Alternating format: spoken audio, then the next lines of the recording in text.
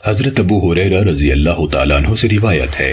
رسول اللہ صلی اللہ علیہ وسلم نے فرمایا، تم میں سے کوئی شخص جب مسجد میں داخل ہو تو نبی صلی اللہ علیہ وسلم پر سلام بھیجے اور کہے،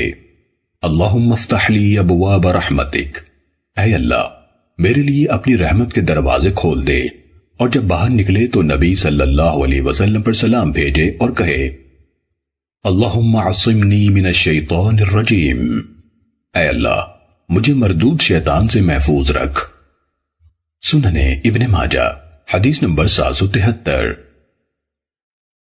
حضرت ابو ہریرہ رضی اللہ تعالیٰ عنہ سے روایت ہے،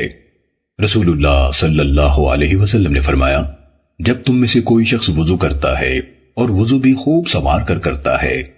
پھر مسجد کی طرف آتا ہے تو صرف نماز کے لیے گھر سے نکلتا ہے، نماز کے سوا اور کوئی مقصد نہیں ہوتا، تو وہ جو قدم بھی اٹھاتا ہے اس کے بدلے اللہ تعالیٰ اس کا ایک درجہ بلند فرماتا ہے اور ایک گناہ معاف کرتا ہے، اس کو اسی طرح ثواب ملتا رہتا ہے حتیٰ کہ وہ مسجد میں داخل ہو جاتا ہے۔ پھر جب وہ مسجد میں داخل ہو جاتا ہے تو جب تک وہ نماز کی وجہ سے رکا رہتا ہے ثواب کے لحاظ سے نماز ہی میں شمار ہوتا ہے۔ سننے ابن ماجہ حدیث نمبر 774۔ حضرت ابو ہریرہ رضی اللہ تعالیٰ عنہ سے روایت ہے، رسول اللہ صلی اللہ علیہ وسلم نے فرمایا، جب نماز کی اقامت ہو جائے تو نماز کے لیے دوڑ کر نہ آؤ، بلکہ معمول کے مطابق مناسب رفتار سے اطمینان سے چلتے ہوئے آؤ، پھر جتنی نماز جماعت کے ساتھ مل جائے پڑھ لو، اور جو چھوٹ جائے وہ بعد میں پوری کر لو۔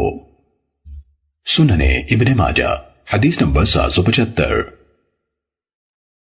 حضرت ابو سعید خدری رضی اللہ تعالیٰ عنہ سے روایت ہے، رسول اللہ صلی اللہ علیہ وسلم نے فرمایا، کیا میں تمہیں وہ عمل نہ بتاؤں جن سے اللہ تعالیٰ گناہ معاف کر دیتا ہے اور نیکیوں میں اضافہ فرما دیتا ہے؟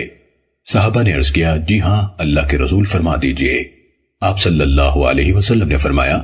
اس وقت وضو پورا سوار کر کرنا جب دل نہ چاہتا ہو، اور مسجدوں کی طرف زیادہ قدم اٹھانا، اور ایک نماز کے بعد دوسری نماز کا انتظار کرنا۔ سننے ابن ماجہ حدیث نمبر 776۔